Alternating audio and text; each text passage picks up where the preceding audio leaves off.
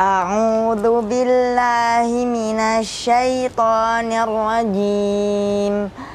Ud'u ila sabili rabbika bil hikmati wal mau'izatil hasanati wajadilhum billati hiya ahsan. Inna rabbaka huwa a'lamu biman dhalla an sabilihi wa huwa a'lamu bil muhtadin. Wa in 'aqabtum fa'aqibu bimithli ma 'uqibtum bih wa la in sabartum lahuwa khairul lis-sabirin. Shadaqallahul azim.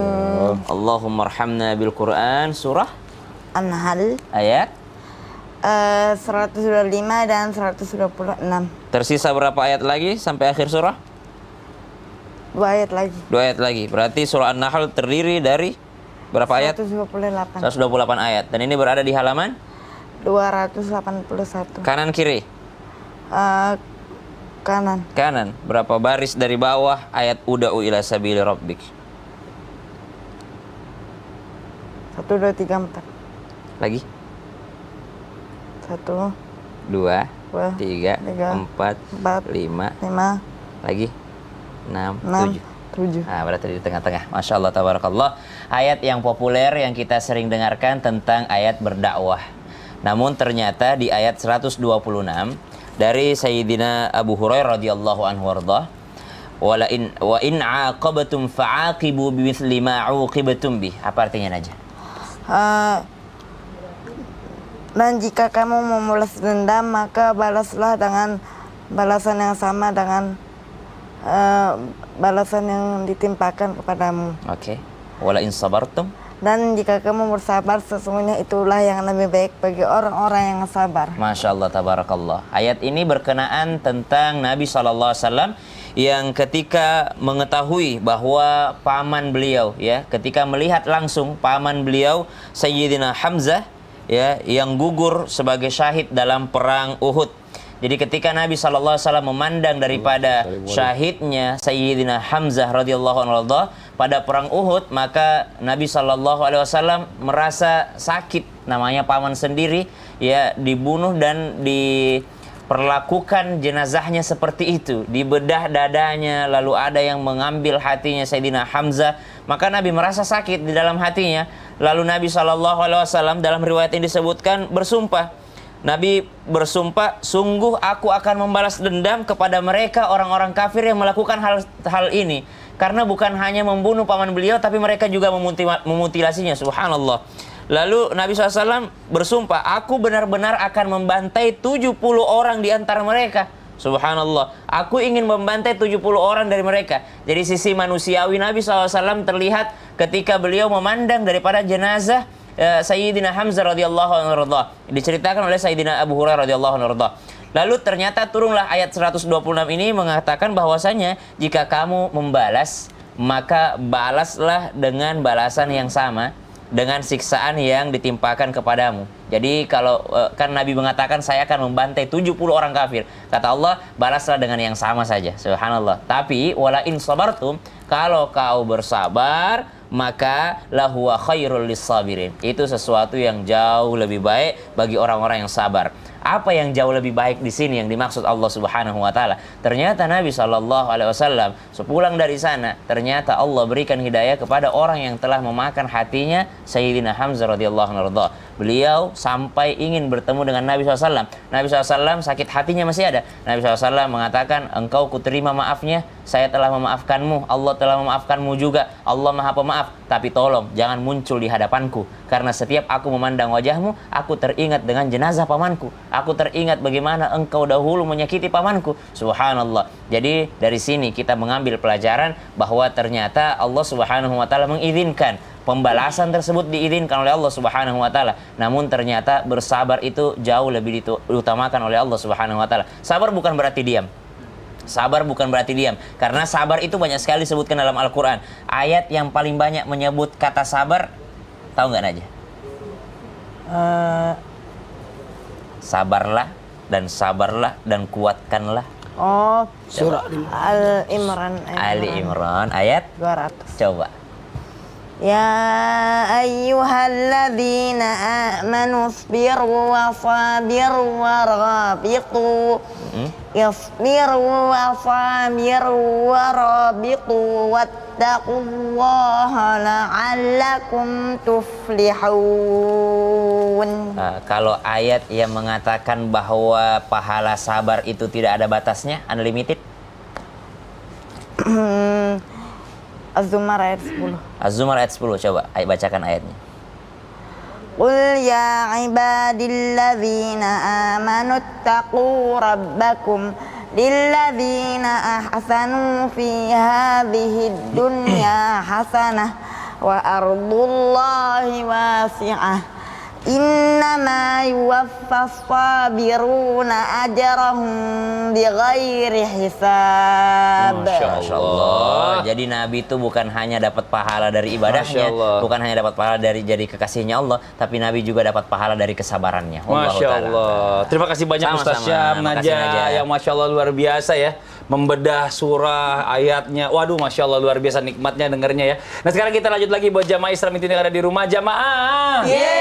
Masih di tema kita pagi hari ini, hati-hati bahaya dendam. Nah makanya kalau kita lagi dendam ini bagusnya kita tuh sambil sedekah, sambil berbagi. Oh iya, Makanya, karena orang yang berbagi itu melembutkan hati. Masya Allah. Kalau gitu kita nonton dulu nih. Ada tayangan berbagi dari Islam itu Indah. Oh iya. Ini dia tayangan. Siapa ya? Kayaknya saya deh. Astagfirullahaladzim. Sekali beruntun. Tabrakan beruntun Pak? Iya.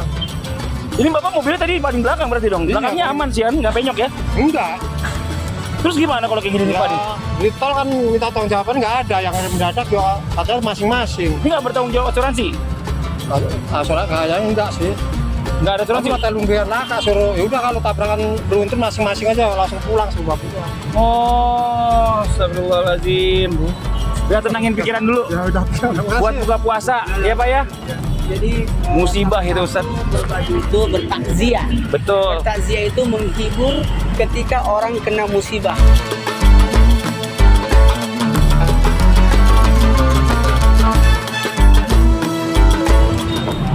Assalamualaikum. Ya. Masya Allah, maaf ganggu. Ya. Pak izin. Ini ada buat buka puasa. Puasa ya Pak. Nah ini Masya Allah. Ini berarti dari Satgas P3S, ada Dishub, ada polisi berkolaborasi ini Masya Allah luar biasa penjaga keamanan. Ya. Pak izin Pak Sofianto. Mungkin ada pesan-pesan buat masyarakat. Benar. Silakan. Sesuai Himbauan. dengan Ya. tupoksi kita, Ya. pesan pada masyarakat tetap jaga ketertiban, Jaga ketertiban. jangan melakukan pelanggaran, jadikan lalu lintas sebagai kebutuhan. Ini bicara masalah ketertiban, ini semua tanggung jawab bersama. Iya. Ini kalau boleh dibilang bukan cuma hanya tanggung jawab Pak Polisi, Dishub, Dinas Sosial, tapi tanggung jawab kita. Kita juga sebagai pengendara harus sadar diri ya, harus Dan tertib termasuk lalu pengendara udah lintas. aman. Tapi kadang-kadang itu tadi, apalagi orang-orang yang Berkeliling, Yang berkeliling. ya, mengganggu ketertiban jalan. Bapak-bapak izin, terima kasih banyak. Mudah-mudahan berkah tugasnya, amin. Masya Allah, tabarakallah. Najah aja seneng, bahagia. Nah. Lihat tayangan berbahagia Najah. Iya dong. Gara-gara Ustaz. Dia senang ada Ustadz katanya tuh. Emang kenapa kalau ada Ustadz Maulana? Aduh itu. Lucu. Ini Masya Allah jamaah. Nah ini kita lanjut lagi nih berbicara masalah tentang orang-orang yang dendam. Nah katanya saya dengar nih Ustazah Lulung, orang yang masih menyimpan dendam itu dia meninggal. Itu katanya arwahnya terkatung-katung. Bahkan ada yang bilang arwah gentayangan, ada arwah penasaran. Nah, Astagfirullahaladzim. ini minta penjelasannya dong untuk orang-orang yang meninggal dengan rasa dendam nih. Mohon izin silakan. Iya, mohon izin Pak Ustadz, Anda dan Najah semuanya. Jamaah, alhamdulillah. Jadi kalau kita ngomongin masalah wafat, apalagi membawa dendam, ya Allah, kita sebaiknya sama-sama berdoa dulu yuk. Rabbana ighfir lana Amin. wa li ikhwanina alladzina sabaquna bil Amin. iman wa la taj'al fi qulubina ghillan lil ladzina amanu. Amin. Rabbana innaka ra'ufur rahim. Amin. Al-Hasyr Al-Hasyr ayat kami. 10. Ya. Apa? Al-Hasyr ayat 10. Masya Allah, berkah ya Najah. Jadi ini adalah doa biar kita dihilangkan rasa dendam. Tiba-tiba kita belum berdoa, kita meninggal, membawa rasa dendam itu. Bagaimana? Apakah ada arwah gentayangan? Di dalam Al-Quran dinyatakan tidak ada roh gentayangan. Ketika kita wafat, Allah pegang roh kita. Ketika kita tidur dan kita bangun, Allah lepaskan roh kita. Jadi nggak ada roh gentayangan, apalagi terkatung-katung. Nah, yang ketiga, yang namanya ketika kita ini dendam, ternyata wafat, ingat. Di dalam salah satu hadis Nabi nyatakan, ketika di akhirat nanti ada 2 jembatan yang akan kita lewati ketika kita nanti di padang mahsyar. Pertama, jembatan Sirat. Bagaimana hubungan kita dengan Allah? Hablum minallah. Salat kita, sedekah kita, zakat kita dan sebagainya. Kalau beres dalam masalah salat, insya Allah di jembatan Sirat kita akan berjalan seperti buruk atau seperti kilat. Amin. Tapi ketika kita ini ada dendam, nauzubillah min dzalik, dan kita bawa mati, ya Allah, ya Rabbi astagfirullahaladzim, itu akan bertemu di jembatan Kontoroh. Yaitu jembatan di mana kita, hablum minanas kita ini rusak gara-gara dendam. Padahal kita ini banyak kekurangan dalam ibadah. Udah ibadah kita kurang, sholat kita kurang, bawa dendam. Nah, disinilah akan terjadi di akhirat nanti berjumpa dengan yang namanya jembatan Kontoro. Terdapat kail-kail sa'dan. Nauzubillahi min dzalik. Jadi mudah-mudahan kita ini kita lepaskan sebelum wafat, berarti kita maafkan orang lain. Sebagaimana ajaran Rasulullah, sebelum kita tidur bacakan Al-Fatihah untuk diri kita, bacakan Al-Fatihah untuk orang tua kita. Jadi kita ini banyak kurangnya gitu loh. Allah. Maafkanlah bila hati tak sempurna mencintaimu. Dalam dada ku harap hanya dirimu yang bertahta. Sampai wafat semoga Allah ada di hati kita. Masya Jangan Allah. ada dendam di antara kita. Masya Allah. Tahu gak kenapa Najah Apa itu? ketawa? Kenapa ketawa? Karena suaranya nggak bagus. Maaf, Ustaz. Nggak begitu. Iya. Karena nadanya nggak masuk. Masuk, iya. Makasih banyak Ustaz Zainul atas penjelasannya. Maafkanlah. Masya Allah. Jazakillah khairan kasiran. Nah, sekarang kita lanjut jamaah. Ustaz Maulana, bagaimana caranya mengetahui bahwa diri kita ini udah tidak memiliki lagi rasa dendam pada orang lain? Nah, Karena kan kalau bicara masalah tentang dendam ini kan kita sendiri nggak bisa mengukur. Dan kita pengen tahu juga pendapat orang, apakah kita sudah terbebas dari dendam? Mohon izin penjelasannya Ustaz. Nauzubillah. Bismillahirrahmanirrahim. Allahumma shalli ala sayyidina Muhammad wa ala ali sayyidina Muhammad. Kepada semuanya, dengarkan baik-baik. Di 10 terakhir Ramadan ini kita menanti malam Lailatul Qadar. Tapi ketahuilah, ada orang-orang yang tidak akan mungkin bertemu dengan malam Lailatul Qadar. Siapa itu? Siapa itu? Yang tidak akan mungkin ketemu dengan Lailatul Qadar adalah anak yang durhaka sama orang tua. Nauzubillah, subhanallah. Yang kedua, yang belum berdamai atau dalam arti yang punya dendam.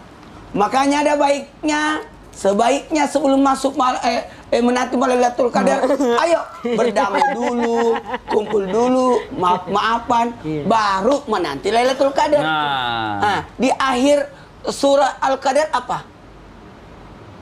Salamun ya Raja. Apa artinya? maka sejahteralah malam itu sampai terbit fajar. Ya, salam. Penjelasannya adalah bersifat damai.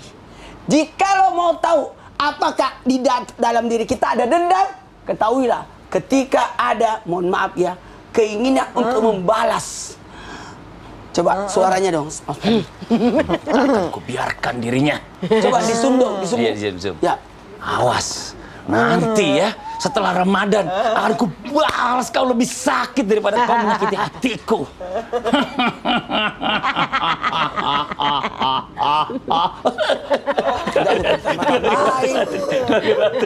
Iya.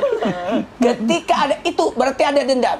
Cara menyelesaikannya supaya tidak ada dendam lagi, yang pertama bersabarlah. Sabar dan ridho. Ketika orang menyakiti kita, sabar dan ridho. Maksudnya apa? Bersabar. Sabar itu mampu marah tapi tahan. Orang tua itu bersabar terhadap anaknya. Dari sabar itu dari atas ke bawah. Kalau dari bawah ke atas namanya taat. Saya ulangi. Kalau dari atas ke bawah, sabar. Atasan melihat kelakuan apalagi bawahannya itu sabar. Salah itu. Salah jalan. Sampai ke Karawang. Oh, itu cerita pribadi itu. Bawa cerita pribadi itu. Kanan lewat kiri. Itu yang supirnya dia yang bawain mobil. Salah jalan. Acara jam 8 undangan sampai jam 4 sore. Bukan dong, maghrib. Oh, maghrib. Sabar. Dari atas ke bawah namanya sabar. Dari bawah ke atas namanya taat. maka ridholah atas apapun yang menimpa dirimu. Itu namanya ridho. Kalau apa yang kita keluarkan namanya ikhlas. Makanya supaya menyelesaikan itu, maafkanlah. Maafkanlah dengan penuh keikhlasan. Memaafkan tanpa memaafkan tanpa syarat. Tanpa syarat. Tanpa syarat. Saya maafkan kamu, tapi jangan pakai syarat. Ku maafkan asalkan kamu. Boleh. Kalau memaafkan orang tanpa syarat, itu namanya ikhlas. Ikhlas, Masya Allah. Terima kasih banyak Ustadz Maulana penjelasannya. Nah, buat jamaah Islam Meeting yang ada di rumah, jangan kemana-mana dulu. Setelah ini kita akan membacakan pertanyaan-pertanyaan yang dikirimkan oleh jamaah yang di rumah nih ya. Pokoknya jangan pindah channel dulu ya, tetap di Islam Meeting. Jamaah, oh jamaah. Alhamdulillah.